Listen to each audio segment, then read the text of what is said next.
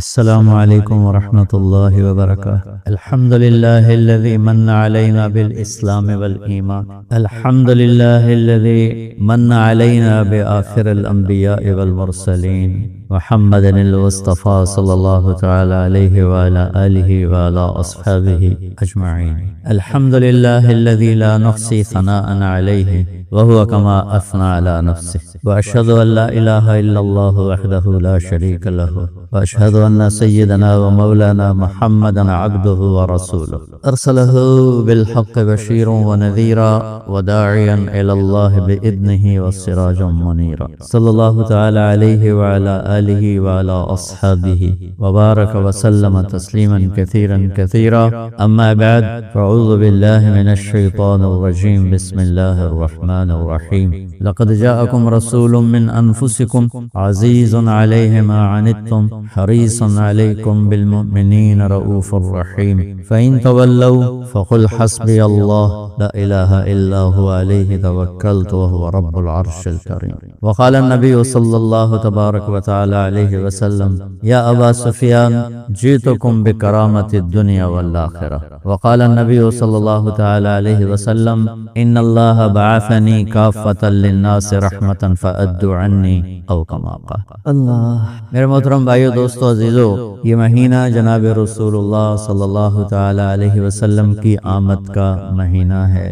اس کائنات پر اللہ کے بے شمار احسان ہیں، ہر لمحے ہیں۔ وَإِن تَعُدُّوا نِعْمَةَ اللَّهِ لَا تُحْصُوهَا، اگر تم اللہ کی نعمتوں کو، احسان کو گننا چاہو نہیں گن سکتے، ناممکن۔ اللہ کے جو بڑے بڑے احسان ہیں ہم پر، بڑے بڑے، اس میں جو سب سے بڑا احسان ہے، اللہ نے ہمیں جناب رسول اللہ صلی اللہ علیہ وسلم جیسا نبی رسول عطا فرمایا، ان کی امت میں ہمیں پیدا فرمایا۔ سارے انبیاء قیامت کے دن نفسی نفسی پکاریں گے، اور سارے انسان مرد عورت نفسی نفسی پکاریں گے۔ ہمارے نبی کی آواز سب سے الگ ہوگی، آپ امتی امتی پکاریں گے، یا اللہ میری امت، یا اللہ میری امت، یا اللہ میری امت۔ جہنم آئے گی، جہنم کو فرشتے لے کر آئیں گے، اس کی لگاموں کو پکڑا اٹھا تو ان سے نا اچھل اچھل کے نکل رہی ہوگی، باہر نکل رہی ہوگی، وہ اس کو قابو کرنے میں تھک رہے ہوں گے۔ تو جب میدان محشر میں آئے گی تو ایک چیخ مارے، تصفر الزفر، ایک چیخ مارے،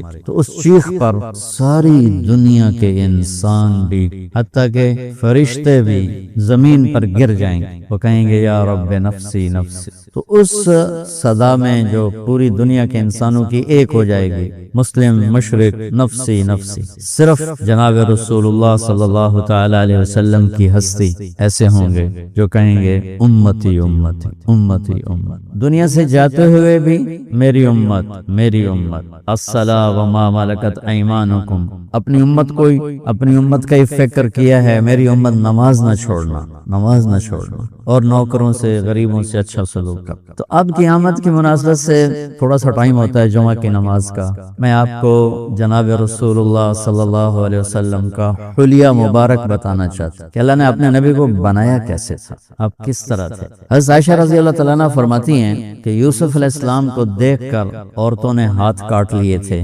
فَقَطَّعْنَ أَيْدِيَهُنَّ وَقُلْنَ حَاشَا لِلَّهِ مَا هَذَا بَشَرًا إِنْ هَذَا إِلَّا مَلَكٌ كَرِيمٌ۔ عورتوں نے ہاتھ کاٹ لیے تھے، لیکن اگر وہ میرے محبوب کو دیکھ لیتی تو اپنے جگر کاٹ کے بیٹھ جاتے، اپنے دل چیر کے بیٹھ جاتے۔ اللہ نے آپ کو ایسا حسن و جمال عطا فرمایا تھا۔ ابو ہریرہ نے پوچھا، یا رسول اللہ آپ کب نبی بنے تھے؟ تو آسان جواب ہے 40 سال کی عمر میں۔ ہر نبی کو 40 سال کی عمر میں یہ عہدہ سونپا جاتا ہے۔ اور کتاب کا جواب جو میں جمع کر کے بتا رہا ہوں، 40 سال 6 مہینے 10 دن، اور یہ چاند کے لحاظ سے، سورج کے لحاظ سے نہیں، جنوری فروری کے لحاظ سے نہیں، محرم صفر چاند کے لحاظ سے 40 سال 6 ماہ 10 دن۔ 21 رمضان یا 24 رمضان یا ربیع الاول، یہ ساری روایات۔ لیکن قرآن کی جو سورت ہے انا انزلناہ فی لیلۃ القدر، یہ 21 رمضان کو زیادہ تقویت پہنچاتی ہے۔ تو آپ نے کیا جواب دیا؟ آپ نے کہا ابو ہریرہ کنت نبیا وان آدم بین الروح والجسد، ابھی آدم علیہ السلام کی مٹی کٹھی نہیں ہوئی تھی کہ اللہ مجھے نبی بنا چکے.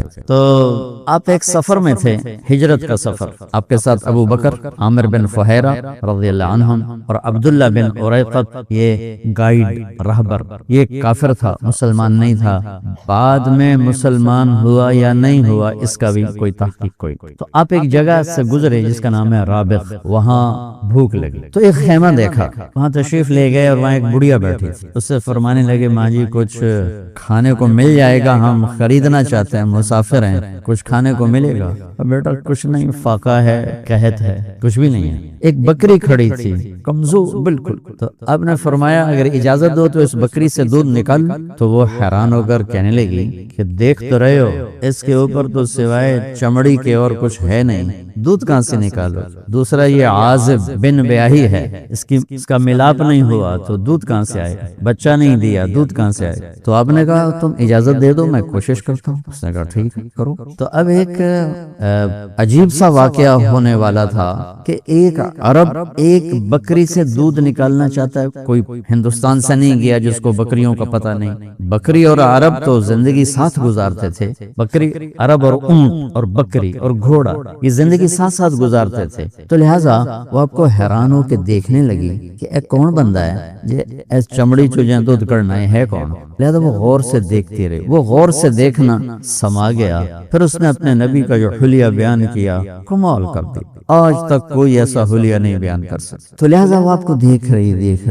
آپ نے اس کو کھینچا، اس بیچاری سے چلا بھی نہیں جا رہا تھا. تو آپ نے اس کے تھنوں کو جو ہاتھ لگایا تو وہ لٹک کے نیچے اتر گئے، دودھ سے بھر گئے. تو پھر آپ نے بڑے برتن میں دودھ نکالا، بھر دیا، اپنے تینوں ساتھیوں کو پلایا، ابو بکر، پھر عامر، پھر عبداللہ اور پھر آخر میں خود پیا. پھر اس کے بعد دوبارہ نیچے بیٹھے اور پھر اس میں سے دودھ نکالا اور پھر پورا جگ بھر دیا. بکری کے تھنوں سے ایک پاؤ سے اوپر دودھ نہیں نکلتا. انہوں نے پتہ نہیں کتنے سیر کر چھڑیا.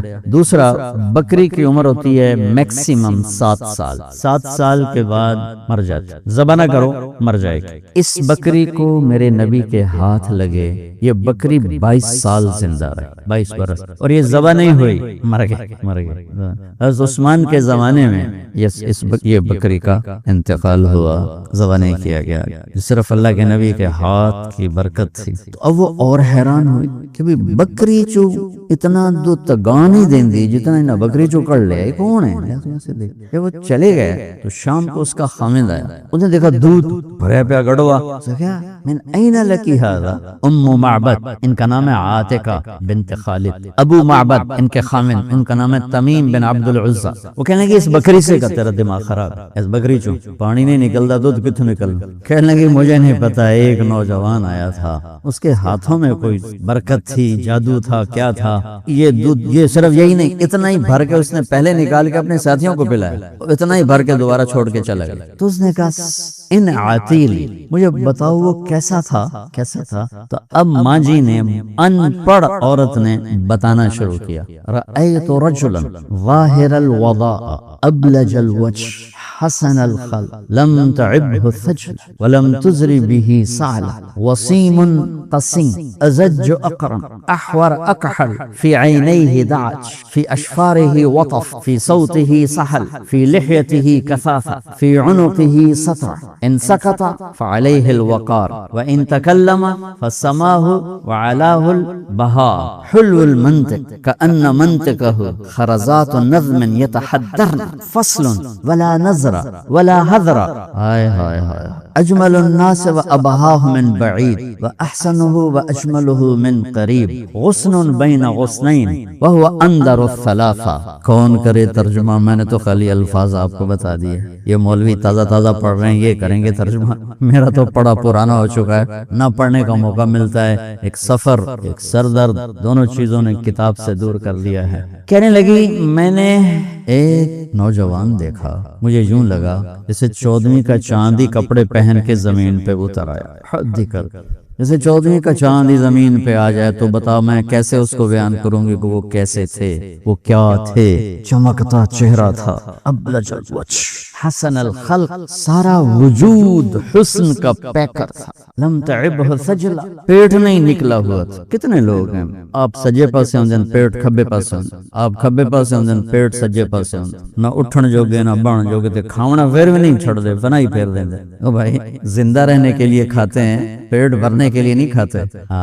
لم تعبہ سجلا، موٹے پیٹ نہیں نکلا ہوا، ولم تزری بہ سعلا، اتنے کمزور نہیں ہیں کہ بے روب ہو جائیں اور جچے نہیں، اتنے موٹے نہیں ہیں کہ بدصورت ہو جائیں۔ وسیم قسیم، وسیم خوبصورت، قسیم خوبصورت، حسین خوبصورت، یہ ساروں کا ایک مطلب ہے لیکن فرق کے ساتھ۔ حسین دیکھتے ہی اچھا لگے، حسین۔ وسیم جس کو جتنا دیکھو اتنا دیکھنے کا شوق بڑھ جائے۔ یہ دنیا میں ایک ہی ہستی آئی ہے، بس ایک، محمد مصطفیٰ صلی اللہ علیہ وسلم بن عبداللہ بن عبد المطلب بن ہاشم بن عبد مناف بن قصی بن کلاب بن مرہ بن کعب بن لوی بن غالب بن فہر بن مالک بن نضر بن کنانہ بن خزیمہ بن مدرک بن الیاس بن مدر بن نزار بن معد بن عدنان بن اود بن حمیصہ بن سلامان بن عوس بن بوز بن قموال بن ابی بن عوام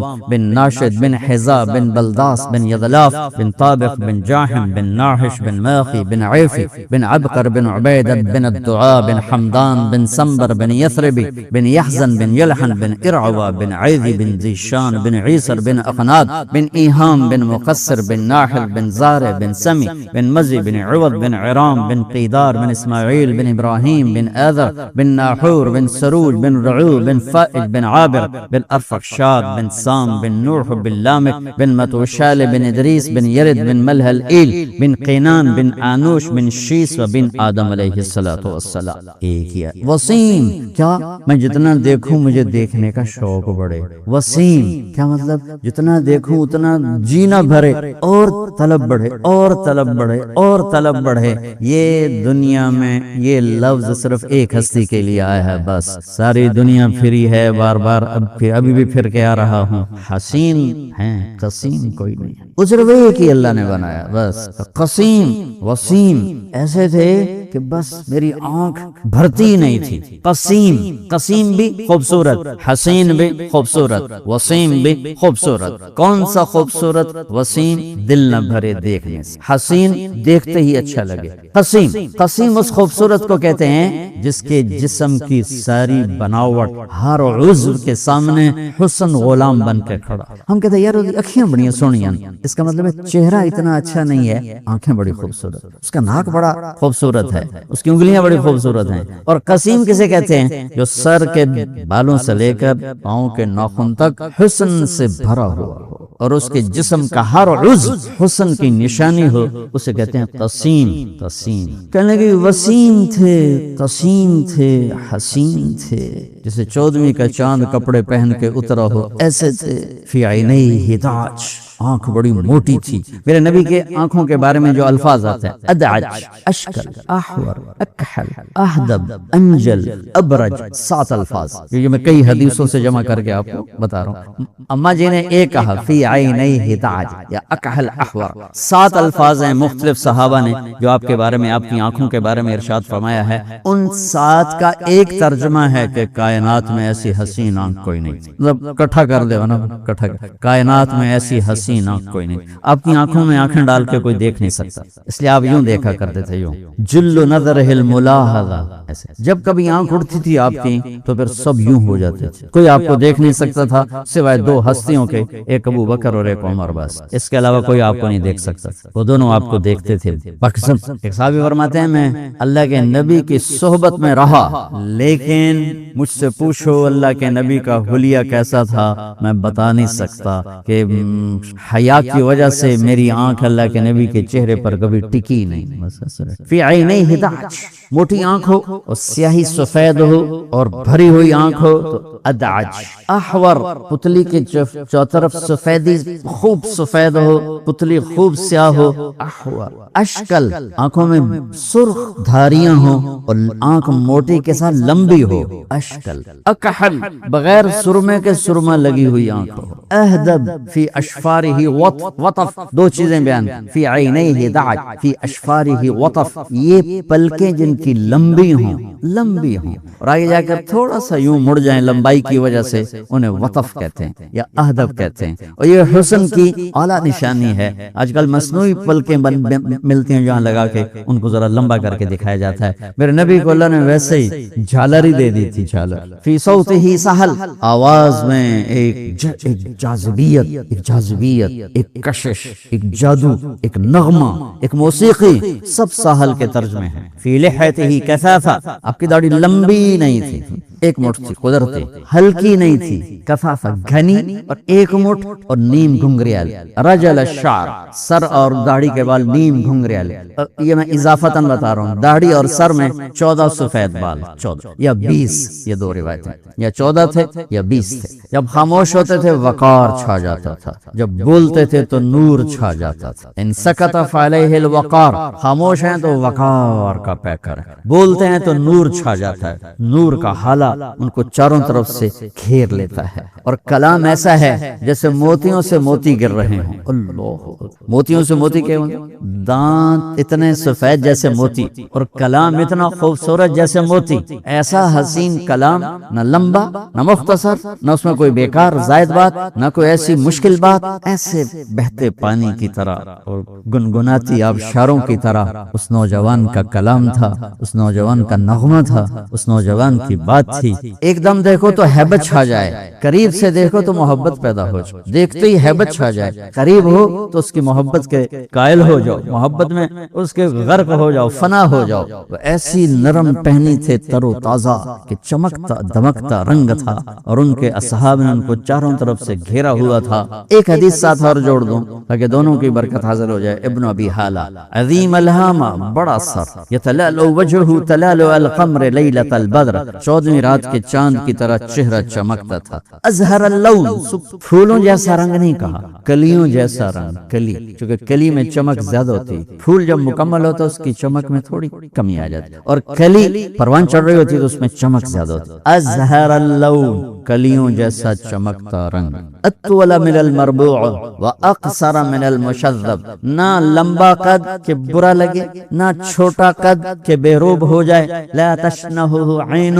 من طول ولا تقتحمہ عن قصر، نہ چھوٹے ہونے کی وجہ سے بے روب، نہ لمبے ہونے کی وجہ سے خوبصورتی سے باہر، بلکہ درمیانہ قد تھا، نہ بہت لمبا نہ بہت چھوٹا۔ لیکن ایک معجزہ اور کرامت میرے نبی کی تھی، آپ کے برابر کوئی بھی لمبے سے لمبے قد والا جب کھڑا ہوتا تو آپ کا قد اوپر نظر آتا، اس کا نیچے نظر آتا۔ آپ کے اپنے چچا حضرت عباس آپ کے چچا، وہ اتنے لمبے تھے جب وہ گھوڑے پر بیٹھتے تھے نا تو ان کے پاؤں زمین پہ لگ جاتے تھے۔ عباس رضی اللہ عنہ گھوڑے پر سوار ہوتے تو پاؤں زمین پہ لگ جاتے، اتنے لمبے تھے۔ جب کبھی اللہ کے نبی کے ساتھ کھڑے ہوتے تو اللہ کے نبی کا سر یہاں ہوتا، عباس کا یہاں ہوتا، عباس نیچے نظر آتے تھے اور ہمارے نبی اوپر نظر آتے۔ مجلس میں بھی کوئی ساتھ بیٹھا ہوا ہے تو آپ کا سر اوپر ہوتا تھا، باقیوں کا سر نیچے ہوتا تھا۔ یہ عزت میرے نبی کو میرے اللہ نے عطا فرمائی تھی۔ آپ کے جسم میں، آپ کی ظاہری ذات میں، اندر کی صفات اور ذات کو سمندر کی سیاہی بنا کے لکھوں تو بھی پورا نہ کر سکوں۔ جو ہستی اللہ کو آنکھوں سے دیکھ لے اسے کون بیان کرے، یا کس کی ہمت ہے وہ بیان کرے؟ ہم تو اپنی بساط کے مطابق بیان کرتے ہیں، شاعر شاعری کہتے ہیں، نعت خواناتیں پڑھتے ہیں، مقررین تقریریں کرتے ہیں، لیکن اللہ کی قسم سمندر سیاہی بن جائے تو بھی آپ کی تعریف کا حق ادا نہیں ہو سکتا۔ اور سہل الخد از واسع الجبین، ماتھا کشادہ، شدید و سواد الشعر، سیاہ کالے بال، ان فرقت عقیقت و فرق و الا فلا، کنگھی میں بال سارے پیچھے لے جاتے، مانگ کبھی نکالتے تھے کبھی نہیں، کبھی نکالتے تھے کبھی نہیں۔ جب کبھی مانگ نکالتے تھے اور سر پر ٹوپی نہیں، آپ ننگے سر بھی بیٹھے ہیں، ہر وقت ٹوپی سر پہ نہیں ہو، ننگے سر، ہاں مجلس میں آپ ٹوپی کے ساتھ ہیں، پگڑی کے ساتھ، گھر میں آپ ننگے سر بھی تشریف فرمائیں، گھر میں آپ نے بیٹھ کر چوکڑی مار کے بیٹھ کر ننگے سر بیٹھ کے آپ نے نوافل ادا کیے، نوافل، تو پھر آپ کی مانگ سے نور نکلتا دکھائی دیتا تھا۔ اقن العرنین، ناک بڑا خوبصورت، یہاں سے اٹھا ہوا، آگے سے باریک، اور ایک نور کا حالہ یہاں جگمگ کرتا تھا، یا لوہ النور، یا نور ہوتا تھا۔ سہل الخدین، گال برابر، نہ پچکے ہوئے نہ ابھرے ہوئے، ابھرا ہوا بھی چربی، پچکا ہوا کمزوری گولائی میں۔ یتلألؤ وجہہ تلألؤ القمر لیلۃ البدر، 14ویں رات کے چاند کی طرح آپ کا چہرہ گولائی میں تھا۔ جابر بن سمرہ فرماتے ہیں کہ ہم مسجد میں صحن میں اللہ کے نبی سرخ دھاری دار چادر اوڑھ کے بیٹھے تھے، اوپر 14ویں کا چاند تھا، میں کبھی چاند کو دیکھتا کبھی آپ کے جمال کو دیکھتا تو مجھے آپ کا حسن چاند کے حسن سے زیادہ نظر آ رہا۔ وہ چاند تشبیہ کوئی نہیں، ویسے ہمارے پاس تشبیہ کے لیے چاند کے سوا کچھ ہے نہیں، ورنہ میں کہاں کرتا ہوں، اگر میں اپنے نبی کو چاند سے تشبیہ دوں تو اس میں داغ لگا ہوا ہے، اور سورج سے تشبیہ تو اس میں آگ بھری ہوئی ہے۔ میرا نبی بے داغ بھی ہے بے آگ بھی ہے، لیکن ہمارے پاس تشبیہ کے لیے چیز ہے یہ سورج کی طرح چاند کی طرح۔ میں آپ کو حدیث سے سنا رہا ہوں، 14ویں رات کے چاند کی طرح چہرہ چمکتا تھا۔ غلی الفم، ہونٹ بڑے خوبصورت، کھلا منہ، اشنب، دانت ایسے گولائی میں یوں اور یوں، مفلج الاسنان، یہ 4 دانتوں میں خلا، 4 دانتوں میں خلا، براق الثنایا، دانتوں کا حسن کیسا تھا، جب آپ مسکراتے تھے دانتوں سے نور نکل کے دیوار پہ پڑتا تھا، ایسے نظر آتا تھا، شعائیں نکلتی ہوئی نظر آتی تھی۔ ازج الحواجب، یہ بھویں قوس کی طرح، کمان کی طرح گول، ایسے بالکل اوپر آنکھوں پر یوں کمان کی طرح پھیلی ہوئی، سوابغ، گھنے بال، من غیر قرن، یہاں بال نہیں ہیں، یہ خوبصورت گول لمبی، اور یہاں بال نہیں، یہاں کیا ہے، یہ جگہ خالی ہے، بینہما عرق، یہاں ایک رگ تھی، رگ جو سوئی ہوتی تھی، لیکن جب کبھی آپ کو غصہ آتا تو وہ ابھر کے باہر آ جاتی تھی اور ایسے حرکت کرتی تھی، آپ کا غصے کا اظہار نہیں ہوتا تھا، برداشت ہوتا تھا، تنبیہاً کبھی کسی کو فرمانا الگ بات، لیکن آپ غصے کو برداشت فرماتے تھے، اس کے باڈی ریئیکشن میں یہ رگ ایسے پھڑکنا شروع ہو جاتے تھے، فی عنقہ سطع،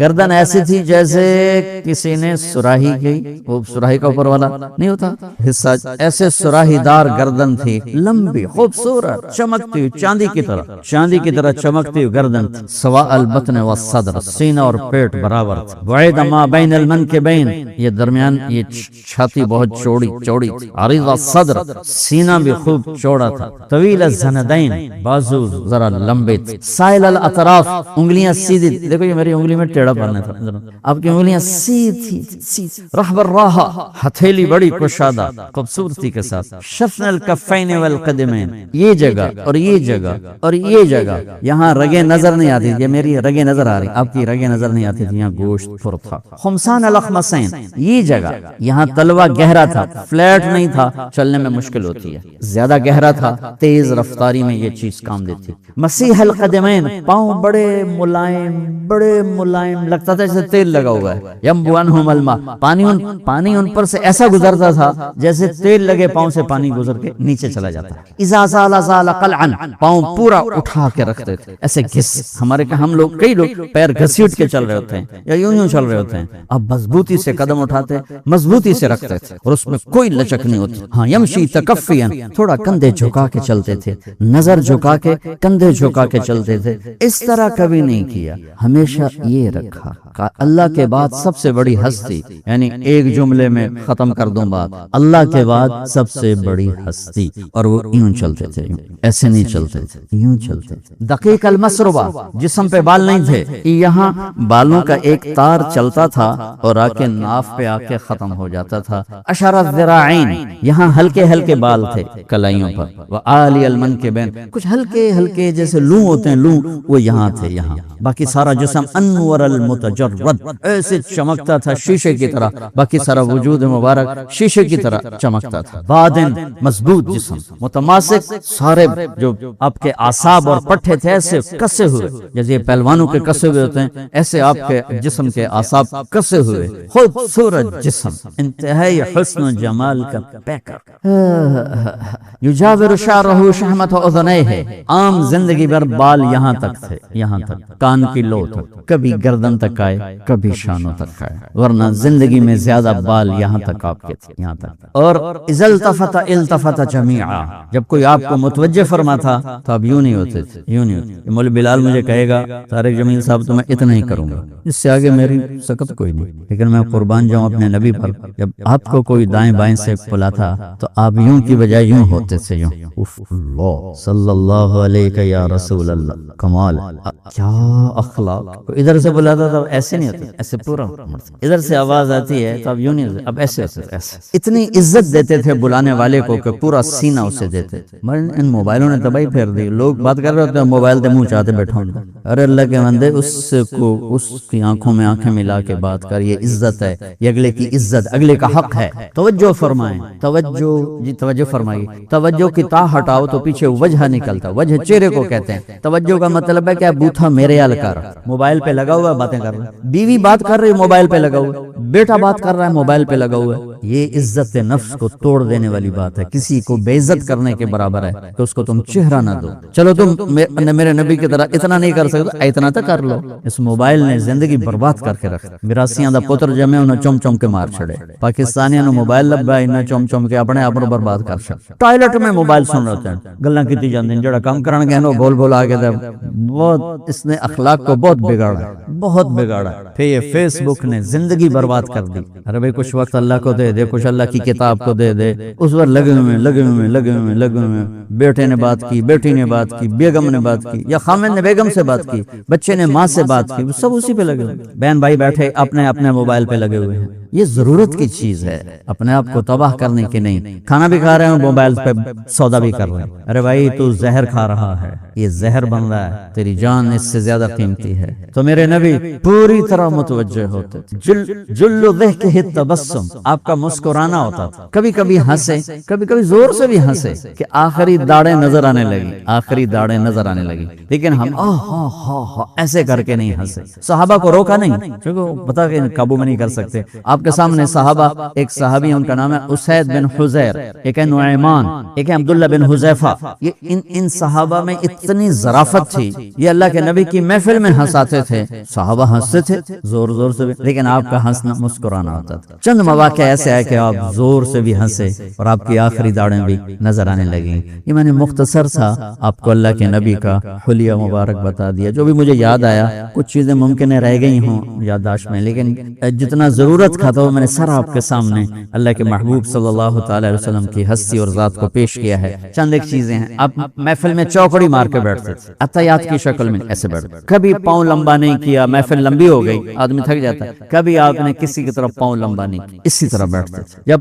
مجلس میں کسی کو متوجہ کرنا ہوتا تھا تو یوں نہیں کرتے تھے، یوں کرتے تھے ایسے. پورا ہاتھ، انگلی اٹھانا محاورہ ہے نا، انگلی اٹھاتا ہے. اب ایسے نہیں کرتے، ایسے کرتے، پورے ہاتھ سے بلاتے تھے اور سب کو برابر توجہ دیتے تھے اپنی مجلس میں. اور کسی کا نام لے کر اس کا عیب نہیں بتاتے تھے. جیسے ہمارے خطیبوں نے آگ لگائی ہوئی، ممبر پہ بیٹھ کے لوگوں کی عزتوں کے برقشے اڑا رہے ہیں. میرے نبی کی زبان سے کسی منافق کے بارے میں بھی ممبر سے کوئی بات نہیں نکلی. حتیٰ کہ حضرت عائشہ رضی اللہ عنہا کے معاملے میں جب عبداللہ بن ابی نے انتہا کر دی تو بھی آپ نے ممبر پر آ کر فرمایا کہ کچھ لوگ میرے گھر والوں کے بارے میں مجھے بہت تنگ کر رہے ہیں. کچھ لوگ نام مراد سامنے بیٹھا ہے اور سب نے پتا ہے بیٹھا ہے، لیکن آپ نے اس کا نام نہیں لیا. یہ میرے نبی کی خوبصورت صفت. بیان کے دوران کبھی کبھی جب آپ بات میں تھوڑا اونچی آواز ہوتی تو آپ ہاتھ یہاں تک لے جاتے تھے، یہاں تک سیدھے ہاتھ یہاں ایسے.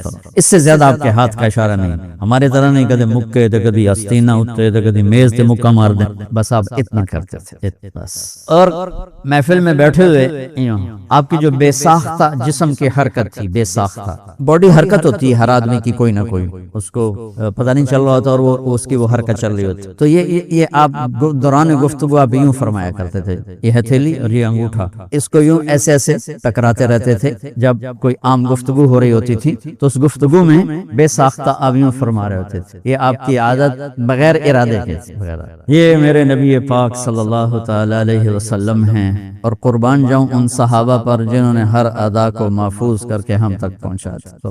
یہ تو میرے نبی کی ذات ہے، میرے نبی کی بکریاں صحابہ نے ہم تک پہنچا دی۔ عجوہ، سقیہ، برکہ، زمزم، ورثہ، اطلال، اطراف، قمرا، غیثا، یہ 9 بکریاں ہیں جو میرے نبی کی تھیں، اور اس میں 10واں بکرا تھا جس کا نام تھا یمن۔ اور اتنی ڈیٹیل میں قربان جاؤں ان کی قبروں کو اللہ روشن کرے، صحابہ کرام اتنا کچھ ہمیں پہنچا دیا کہ آپ کی زندگی میں آپ کی بکری قمرا مر گئی، قمرا مر گئی، سبحان۔ اور ان کو چرانے والی تھی کون؟ ام ایمن۔ وہ شام کو ان کا دودھ نکالتی، جس گھر میں آپ تشریف فرما ہوتے اس میں وہ دودھ پہنچا دیا جاتا تھا۔ پھر آپ کے 2 گدھے عفیر یافور، پھر آپ کے 2 خچر دلدل فضہ، پھر آپ کے 2 اونٹ عسکر ثعلب، پھر آپ کی 4 اونٹنیاں عزبا جدعا شہبا قصوا، پھر آپ کے گھوڑے سجل سجل ثقب سبحہ مرتجز مرتجز لزاز طراف لحیف یعصوب یعبوب ورد، یہ میرے نبی کے گھوڑوں کے نام۔ قربان جاؤں اللہ نے اپنے محبوب سے ایسا پیار کیا ہے کہ اس کی ہر شے ہم تک پہنچا دی، جس کو میرے نبی نے انگلی لگا دی